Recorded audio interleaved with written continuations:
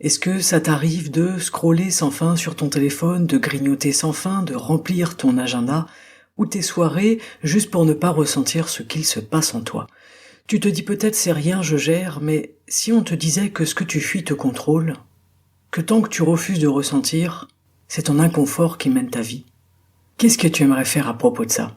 Dans cet épisode aujourd'hui, on va parler de ce mécanisme universel, fuir ce qu'on ressent, et surtout de ce qu'on gagne quand on arrête de fuir, parce qu'au fond, ce qu'on évite contient souvent la clé de notre puissance, de notre paix et de notre clarté.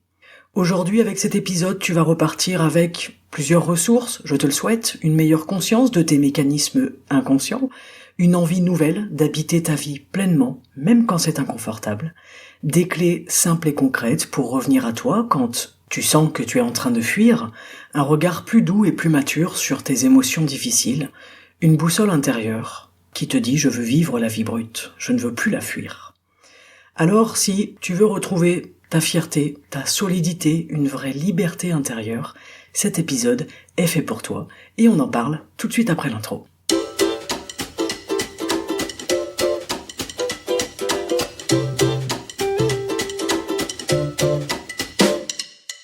Bonjour et bienvenue sur le podcast Libres et Heureux.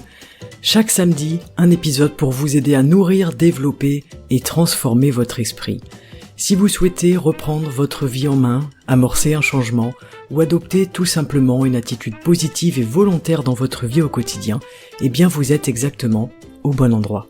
Ce podcast, il est axé sur l'action, sur l'acceptation, grâce à des outils puissants de coaching ainsi qu'une approche taoïste de la vie. Je vous remercie d'être ici et je vous souhaite une excellente écoute. Salut les amis, bonjour à tous, bonjour à toutes et bienvenue pour un nouvel épisode. Aujourd'hui, on va s'intéresser à tout ce qu'on fuit, à tout ce qu'on évite, à tout ce qu'on reporte, à tout ce qu'on repousse. Mais on va surtout s'intéresser à la question suivante, pourquoi il faut que ça change? Aujourd'hui, dans cet épisode, vous allez comprendre le mécanisme de la fuite émotionnelle. Vous allez pouvoir identifier vos propres stratégies d'évitement, faire le lien entre fuite et mal-être persistant, vous reconnecter à votre capacité à traverser les choses et comprendre ce que vous gagnez vraiment à arrêter de fuir. Et c'est parti. Imaginez, il est 20h, la journée a été longue, vous sentez une sorte de tension, quelque chose d'indéfinissable, peut-être un mal-être. On ne sait pas trop si c'est de la tristesse, de l'ennui ou juste une fatigue bizarre. Mais sans y penser, vous ouvrez Netflix, ou vous scrollez sur le téléphone, ou vous mangez une tablette de chocolat dans le canapé. C'est devenu un automatisme, fuir ce qu'on ressent dès que ça nous gratte un peu. Mais si ce qu'on évite, ce qu'on repousse était en réalité la clé de notre transformation intérieure, eh bien c'est ce que nous allons voir aujourd'hui. Dans un premier temps, pourquoi est-ce qu'on évite? Fuir, c'est un mécanisme humain. Le cerveau il est conçu pour éviter la douleur et pour chercher le plaisir immédiat. On retrouve ce mécanisme de fuite dans une conversation difficile qu'on repousse jour après jour, dans une solitude que l'on remplit constamment de bruit avec les séries, la télé, les réseaux sociaux, les sorties, les appels, etc. On retrouve encore cette fuite dans un projet qui vous tient à cœur, qui vous appelle mais que vous repoussez constamment par peur de l'échec. Pourquoi on fait ça? Parce que, à court terme, c'est plus confortable. Le problème, c'est qu'à long terme, ça nous fragilise profondément. On devient dépendant des échappatoires et on apprend à ne pas se faire confiance. Qu'est-ce que la fuite, elle crée en nous? La fuite, elle a un coût. Elle a un coût caché, même quand cette fuite, elle semble inoffensive. Quand on n'affronte pas nos émotions ou nos vérités intérieures, eh bien, il y a des choses qui se manifestent. Dans le corps, ça peut être des tensions, de la fatigue, de l'insomnie, des troubles du sommeil, des problèmes digestifs. Ça peut être la sensation de la boule dans le ventre, de la gorge nouée, ou d'une oppression, vous savez, au niveau de la cage thoracique, une impression d'étouffer, d'avoir du mal à respirer et de se sentir vraiment oppressé. Dans la tête, ça peut générer ce qu'on appelle un brouillard mental. C'est difficile de penser clairement, de voir les choses avec clarté. Ça génère de la procrastination et ça génère de l'agitation. Ça va nous amener sur de la rumination, pourquoi je ne vais pas bien, qu'est-ce qui cloche chez moi, j'arrive pas à m'en sortir, etc., etc. Dans la vie, ça peut nous conduire à des relations superficielles ou des relations conflictuelles. On peut avoir aussi l'impression d'un manque de sens, d'un manque d'alignement, l'impression de passer à côté de sa vie. Qu'est-ce que ça entraîne? Ça entraîne une perte de notre estime personnelle. Disparition de notre fierté, entre guillemets, personnelle. On se sent petit, on se sent incapable, on se sent bloqué. On se sent pas à la hauteur. Je vous donne un exemple d'une personne qui n'ose jamais dire ce qu'elle pense. Cette personne, elle sourit pour éviter les conflits. Mais cette personne, le soir, quand elle rentre chez elle et qu'elle est toute seule, elle ressent une énorme fatigue émotionnelle et une grande tristesse. On peut prendre l'exemple d'une autre personne qui veut changer de travail, mais qui évite d'y penser, qui passe ses soirées à boire avec ses potes pour oublier, mais qui ressent l'angoisse revenir chaque matin. Alors, comment faire face? Eh bien, petit à petit. Faire face, ce n'est pas tout affronter d'un coup. Je vous le dis souvent, c'est accepter de rester avec ce que je ressens. Faire face, c'est arrêter de fuir, c'est-à-dire que j'accepte ce que je ressens, sans fuir tout de suite. Il y a plusieurs petites étapes qu'on peut mettre en place. La première chose qu'on peut faire déjà, c'est juste de faire une pause. De 5, 10, 15, 20 secondes. Quand on sent cette émotion monter, on s'arrête, on respire. Et on se dit à soi-même, ok, je peux rester avec ça. Juste 10 secondes. Et ça, c'est le début du courage. Ça, c'est le premier petit pas. Je vois cette émotion arriver, je décide de ne pas fuir. Je décide de rester avec. Juste 10 secondes. Dans un deuxième temps, on va observer notre réflexe de fuite. On en a tous, différents, propres à chacun, propres à nous, etc. Qu'est-ce que c'est votre échappatoire préféré? Est-ce que ça va être de scroller sur Instagram ou sur TikTok? Est-ce que ça va être de manger des sucreries? Est-ce que ça va être de faire l'apéro? Est-ce que ça va être de regarder une série, de binge-watcher une série d'ailleurs, de regarder un film, etc. Ou de jouer à la console, etc. Une fois qu'on trouve et qu'on voit et qu'on identifie notre échappatoire, on est encore une fois en train de faire un petit pas pour reprendre du pouvoir là-dessus. Le fait d'avoir un échappatoire, c'est pas grave, faut pas se blâmer pour ça. C'est normal, on a bien compris que on a une capacité à éviter les choses, ok? Ce qui est intéressant, je pense, dans un premier temps, c'est d'être très honnête avec soi-même. C'est quoi mon échappatoire? C'est quoi mon réflexe de fuite? Vous n'êtes pas obligé de le partager avec quelqu'un, vous n'êtes même pas obligé de l'écrire, mais simplement d'en prendre conscience. C'est déjà un premier pas. Dans un troisième temps, on va revenir dans le corps. Quand je vis ça, quand je suis là-dedans, je reviens dans mon corps. Je quitte ma tête, qui fait des nœuds, qui crée des tensions, et je reviens dans mon corps. Je vais bouger, je vais marcher, je vais m'étirer, je vais faire des pompes, faire des squats, faire du gainage, peu importe. Je peux toucher mon ventre et respirer profondément. Je peux toucher mon cœur, sentir son battement. L'essentiel, c'est de ressentir. Qu'est-ce qu'il se passe? Où est-ce que ça se passe? Est-ce que le nœud que je ressens ou la tension que je ressens est dans mon ventre, dans ma gorge, dans mes jambes, dans ma tête? Où est-ce que ça se passe? Je ressens les choses dans mon corps, je reviens dans mon corps. Et pour faire de la place dans la tête, pour que les choses elles bougent, eh bien il faut bouger physiquement. Ok, c'est très important. Le simple fait de sortir marcher, ça peut être déjà une aide très précieuse. Admettons, on se remet dans la situation, je rentre le soir, je sens cette espèce de besoin de fuite, mon échappatoire, etc. Je l'identifie, je peux m'arrêter 10 secondes, respirer, mais tout de suite je bouge. Je sors, je descends les poubelles, je vais faire un tour dans le quartier, ou si je veux pas sortir de chez moi, je fais des squats, je fais des pompes, etc. Je reviens dans mon corps, et je peux faire cette petite analyse de me dire, oh, ok, où est-ce que ça bloque? Elle est où ma tension? Il est où mon nœud?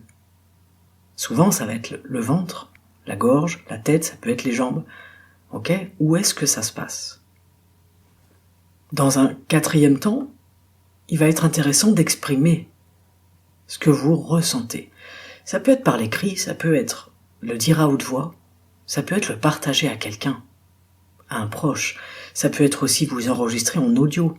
C'est une façon de parler, de laisser un écrit, mais peut-être de garder les choses pour soi si pour l'instant on n'a pas envie de les partager à quelqu'un. Donc voilà une première façon de comment faire face. Je fais une pause, 5, 10, 15, 20 secondes. Tout de suite, j'observe, j'identifie mon réflexe de fuite.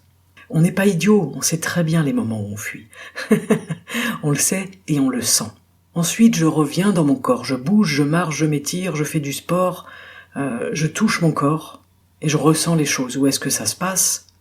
Mais surtout, je bouge. Et en quatrième temps, j'exprime cette chose-là. Qu'est-ce qu'on gagne en ne fuyant plus ? À chaque fois que vous restez dans une émotion inconfortable sans vous échapper, vous vous renforcez. Pourquoi ? Parce que vous allez gagner en puissance intérieure. Ça veut dire quoi ? Ça veut dire, je ne suis plus à la merci de mes émotions. J'ai cette force en moi, je peux vivre, expérimenter mes émotions et les laisser passer. Sans m'échapper, je suis dans le présent, je suis dans ce que je ressens, je suis dans ce qui se passe en moi.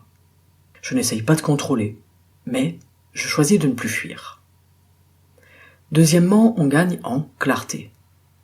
Pourquoi ? Parce que maintenant que vous avez regardé les choses en face, vous savez ce que vous voulez et vous savez ce que vous ne voulez plus.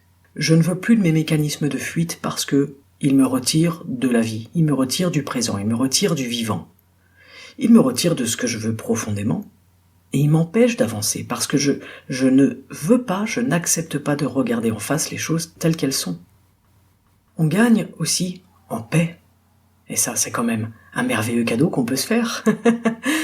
Parce qu'une fois qu'on a expérimenté ça, on se dit « Ok, ce n'était pas si terrible. » Et surtout, je suis toujours là. Je suis resté avec cette émotion, j'ai arrêté de fuir, d'essayer d'y échapper, et en fait, je suis toujours là. Et ça fait du bien, ça, c'est rassurant. Ça apaise à l'intérieur. On gagne en fierté personnelle. Parce que je suis resté avec ce que je ressens, je me suis respecté. Je suis capable de me respecter, je suis capable de compter sur moi parce qu'en fait je gère. Parce qu'il n'y a aucune émotion que je ne puisse pas gérer. Alors, la gestion des émotions, c'est un autre sujet. Je pense que avant même d'essayer de gérer une quelconque émotion, il faut tout simplement comprendre qu'une émotion, c'est un mouvement qui nous traverse, ok ? Qu'il soit ascendant ou descendant, c'est un mouvement qui passe en nous, qui nous traverse, qui vit le temps qu'il est dans notre corps, et que ce mouvement ensuite il s'en va. Et c'est ça, apprendre à ne plus fuir ses émotions, c'est juste accepter cet inconfort qu'on peut ressentir à des moments face à une émotion, face au fait peut-être d'être perdu, face à l'anxiété, toutes ces choses-là, mais en fait, plus je suis connecté à mon corps, à mes émotions, plus je les accepte et moins j'arrête de fuir, et moins je ressens cette angoisse. C'est ça qui est intéressant parce qu'on se réaligne avec quelque chose de profond en nous. On se réaligne avec cette chose en nous qui ne cherche plus à fuir mais qui cherche à vivre. Donc vous l'aurez compris, aujourd'hui vous n'avez pas besoin de tout changer d'un coup, mais vous pouvez une fois faire le choix de rester avec ce que vous ressentez, même si c'est inconfortable, même si ça vous fait un peu peur. Alors, si vous voulez bosser là-dessus, vous entraîner, cette semaine, choisissez un moment où vous auriez eu envie de fuir et arrêtez-vous. Respirez 10 secondes, sentez votre corps, observez ce qui se passe en vous, notez-le dans un carnet, dites-le, partagez-le, etc. Et voyez ce qui se passe ensuite. Même si c'est 10 secondes, même si c'est 20 secondes, chaque seconde que vous gagnez sur ce temps où vous n'échappez pas, où vous ne fuyez pas, vous êtes en train de vous reconnecter à la réalité, à qui vous êtes, à ce qui se passe en vous. Mais plus on l'accepte et plus on l'apprivoise et moins c'est inconfortable. C'est quand même ça le but. C'est de venir briser un schéma. C'est comme ça qu'on change de vie. C'est un moment de présence à la fois. C'est peut-être 10 secondes à la fois. L'essentiel est de briser ce schéma de fuite. Parce que bien souvent, la fuite, elle nous fait plus de mal qu'autre chose. Parfois, c'est intéressant de fuir, bien sûr, mais ça c'est un autre sujet. Mais bien souvent, les schémas de fuite, ils nous font pas du bien. On se déconnecte complètement de notre réalité, de notre intériorité, et même de notre spiritualité. Ce que je veux vraiment vous partager aujourd'hui, c'est que fuir ne vous protège pas. Malgré ce que l'on peut croire, fuir ne nous protège pas, fuir nous éloigne de nous-mêmes. Et derrière chaque envie de fuite, il y a un appel à ressentir, un appel à écouter vraiment, un appel à vivre. Et oui, parfois, je vous l'accorde, c'est inconfortable, mais c'est là qu'on retrouve notre pouvoir, c'est ça qui est intéressant. Et en choisissant d'arrêter de fuir, on ne choisit pas la douleur, on choisit la clarté, la liberté, la fierté, la paix. On reprend le volant de notre véhicule, on reprend un petit peu le contrôle de notre vie, même si encore une fois cette notion de contrôle est toujours abstraite, mais en tout cas on se réapproprie quelque chose et on se sent capable de traverser les choses parce qu'en fait on comprend qu'on est fait pour ça.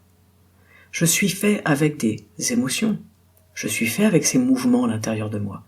C'est bien que je suis capable de les traverser, de les accepter. Pensez à respirer. Prenez le temps de respirer.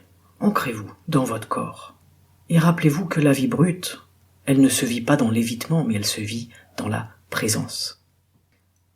Alors voilà pour cet épisode, vous avez maintenant compris bien pourquoi on fuit, peut-être que vous le saviez déjà bien évidemment, comment notre cerveau va chercher naturellement à éviter la douleur ou l'inconfort. Vous avez la capacité d'identifier vos propres stratégies d'évitement, en prenant conscience de ces échappatoires automatiques avec lucidité, et encore une fois, sans jugement, c'est ni bien ni mal. C'est un schéma, une façon de faire maintenant, vous avez le droit et vous avez le choix de faire autrement. On va aussi les identifier, ces stratégies, avec le ressenti dans le corps, l'agitation, le brouillard mental, les tensions dans la poitrine ou dans le ventre. Où est-ce que ça se passe? Qu'est-ce qu'il est en train de se passer à l'intérieur de moi? Tant que je fuis, je reste prisonnier ou prisonnière de ce que je ne veux pas ressentir. Et ça finit par ressortir sous forme de fatigue, d'anxiété, d'insatisfaction chronique, de tension, de maladie. Ok? C'est pour ça qu'il y a un lien étroit entre la fuite et le mal-être persistant. Et c'est pour ça que, tant que je fuis, c'est ma fuite qui me domine. Je suis dans cette prison et je ne veux pas en sortir. Et ressentir n'est pas égal à subir. On peut accueillir un inconfort sans qu'il nous emporte. C'est ça qui est fascinant. On a des petites astuces pour ça, la respiration, l'ancrage, la mise en mouvement. Toujours cette idée de laisser circuler. Si c'est un mouvement qui vous traverse, laissez-le passer ce mouvement. Laissez les choses circuler. Mettez votre corps en mouvement. Avec douceur. On peut accueillir un inconfort sans qu'il nous emporte. C'est ça, retrouver sa capacité à traverser les choses. Et puis maintenant, vous avez aussi compris, intégré ce qu'on gagne quand on arrête de fuir. Un retour à soi, un retour à la clarté et un retour à notre liberté intérieure. On retrouve une espèce de force intérieure, une puissance personnelle, une paix, une solidité, mais surtout on retrouve une espèce de fierté, cette sensation profonde d'être vivant, d'être aligné et d'avoir moins peur. J'ai moins peur de rester avec ce qui se passe en moi, parce qu'en fait j'ai expérimenté petit à petit, un pas à la fois, et j'ai traversé les choses. Et j'ai choisi de ne pas subir, j'ai choisi de ressentir. Ça fait toute la différence. Voilà pour cet épisode. Avant de vous laisser, je voulais vous parler de quelque chose d'un peu plus personnel. À propos du podcast, ce podcast que je tiens depuis quelques années, que je crée seul, avec beaucoup d'amour, avec beaucoup de temps, beaucoup d'énergie aussi, et parfois du matériel qui me lâche au pire moment. Alors, il y a des auditeurs et auditrices qui m'ont demandé comment est-ce qu'ils pouvaient soutenir le podcast, et déjà rien que cette question me touche énormément, je vous remercie beaucoup. Certaines personnes veulent faire des dons, etc. J'envisage peut-être de mettre en place soit une cagnotte, mais très sincèrement ça me gêne. Voilà, je suis comme ça, je suis toujours un petit peu gêné dans ces situations. Ou alors j'envisage de mettre ce fameux Patreon en place, que j'ai toujours pas réussi à mettre parce qu'il faut encore faire du contenu, mais voilà, donner un contenu en échange pour celles et ceux qui veulent effectivement me filer un coup de main un peu plus concret pour le podcast. Je vais devoir racheter, je pense, une carte son, et j'espère que je n'ai pas besoin de racheter un micro, mais bon, ça je le saurai qu'en ayant une nouvelle carte son. Voilà, je travaille là-dessus, j'y réfléchis, je vous remercie parce que voilà, j'ai répondu aux personnes un petit peu comme ça, assez rapidement, leur disant que je ne savais pas quoi dire mais que je les remerciais. C'est effectivement une très gentille proposition. Mais en attendant, si vous voulez soutenir le podcast, il y a des façons simples, gratuites et très efficaces de le faire. Tout simplement en mettant un petit like sur l'épisode, un petit cœur, un petit pouce en l'air, commentez les épisodes par exemple, les partager à vos proches, à vos amis, à des gens autour de vous sur les réseaux sociaux, laissez un commentaire ou un avis sur la plateforme d'écoute de votre choix, c'est vraiment un super moyen d'aider le podcast à grandir, à toucher plus de monde et puis à terme à pouvoir être monétisé. L'idéal ce serait que le podcast s'autofinance, ce serait vraiment l'idéal. Mais bon, je n'en suis pas encore là, c'est pour ça que je vous fais ce petit appel, voilà. Si vous avez envie de soutenir le podcast, je vous remercie, ça me touche profondément. Merci de faire partie de ce voyage, merci pour vos retours, merci pour vos commentaires. C'est vraiment une super communauté et je voulais aussi prendre le temps de vous le dire et de vous remercier très sincèrement du fond du cœur.